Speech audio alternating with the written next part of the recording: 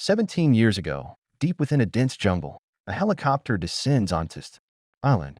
Aboard are doctors and scientists researching the DNA of various hybrid species. In one freezing chamber, they store what looks like the body of a gigantic dinosaur. Elsewhere, two specialists enter to perform a procedure, but a piece of debris jams the hatch as they try to seal it, triggering a catastrophic containment failure. Alarms blare as everyone scrambles to lock things down manually. Tragically, the doctors inside don't make it out and are killed by the hybrid dinosaur they created. Please don't let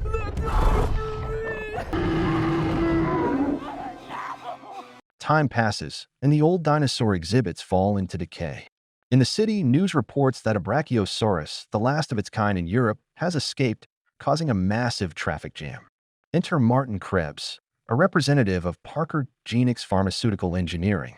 He meets with Zora Bennett, offering her a risky mission: capture samples from the three most powerful dinosaurs on Earth to develop a groundbreaking heart medicine. Though it could save countless lives, the plan is illegal since the islands where these dinosaurs live are off-limits. When Krebs offers her $10 million, Zora reluctantly agrees. They visit a dinosaur museum, where Krebs introduces Zora to Dr. Henry Loomis, who will join them. Krebs explains they need live samples because dinosaurs have massive hearts, key to developing their drug. Their targets: the oceanic Mosasaurus, the land-dwelling Titanosaur, and the flying Quetzalcoatlus, creatures that can live over 100 years.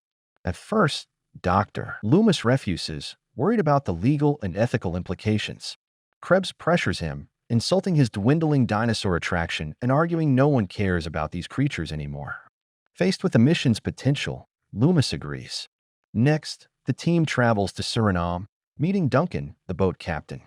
Though hesitant due to the danger and his unpaid boat loan, he accepts after Krebs doubles his pay. Bobby Atwater, the security expert, joins to protect the team.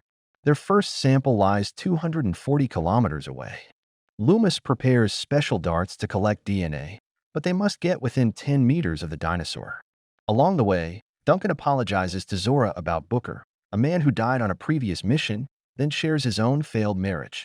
Zora jokes they're both pathetic, but insists they must survive for the payout.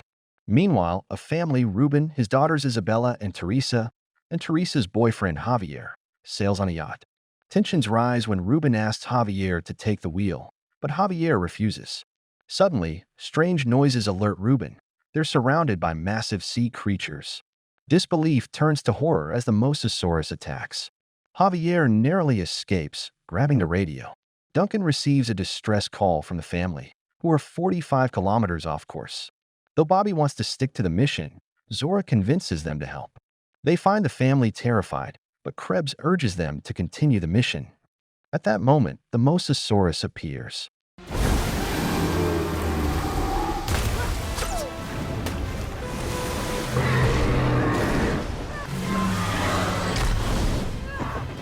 Zora takes aim, waits until it's within 10 meters and fires. The dart draws blood, and they secure the sample.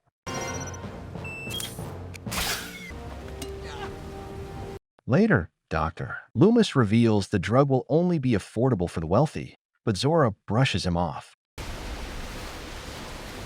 Suddenly, predatory dinosaurs arrive to hunt the Mosasaurus. Bobby tries to fight but is killed. Look out!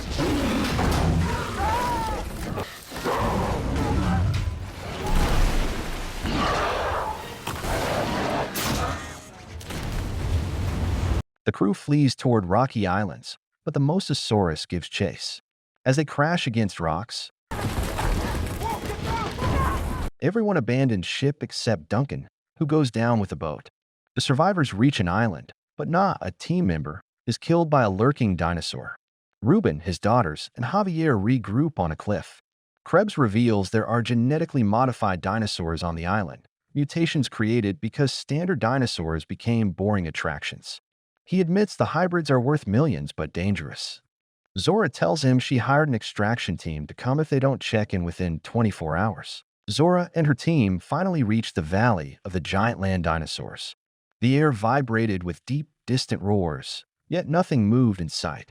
Then, without warning, the ground trembled. From behind the hills, a massive herd emerged, their enormous bodies shaking the earth. their calls echoing through the valley. The sheer scale of them woke the entire land around. For a moment, fear vanished, replaced by awe. The team stood frozen, stunned by the breathtaking sight.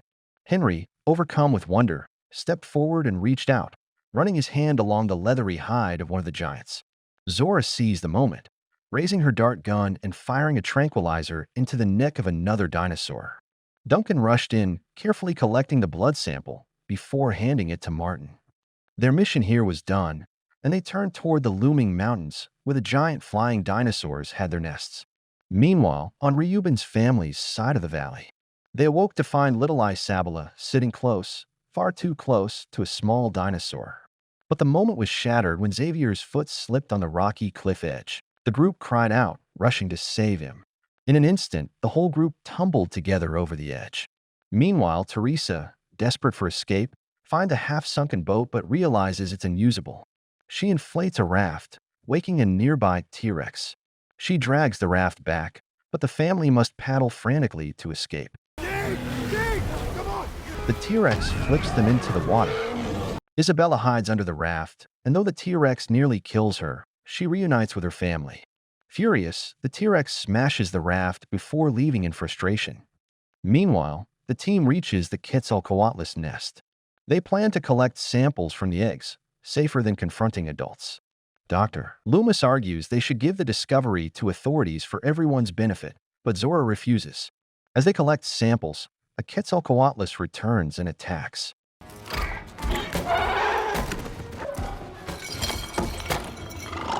Amid the chaos, a teammate is eaten, but they retrieve the sample. Henry falls but lands safely in water, and Zora helps him. The family, still determined to escape, moves toward the lab. They reunite with the team but face tension when Krebs pulls a gun to control the group. Suddenly, a generator turns on, music blares, and a massive mutant dinosaur attacks, scattering everyone. Zora and Krebs hide under a car, shooting at the creature. Dolores, a small mutated dinosaur befriended by Isabella, reappears but flees when another mutant arrives. Meanwhile, Duncan and Henry discover tunnels leading to the ocean. Krebs steals the samples and flees by vehicle, plowing through dinosaurs. Zora chases him while the kids face a dinosaur in the pipes. They unlock the control panel just as the giant mutant appears, but Krebs distracts it with his vehicle. The dinosaur smashes the car, and Krebs is eaten. Zora grabs the samples and rushes everyone to the boat.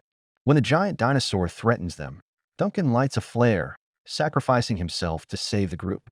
They escape by boat, believing Duncan lost, until they see a flare. He's alive. They pull him aboard. Dolores, the tiny dinosaur, has also tagged along. Zora decides to use the samples for the world's good instead of selling them. As dolphins leap beside the boat, the group shares hopeful smiles, having survived their deadly adventure.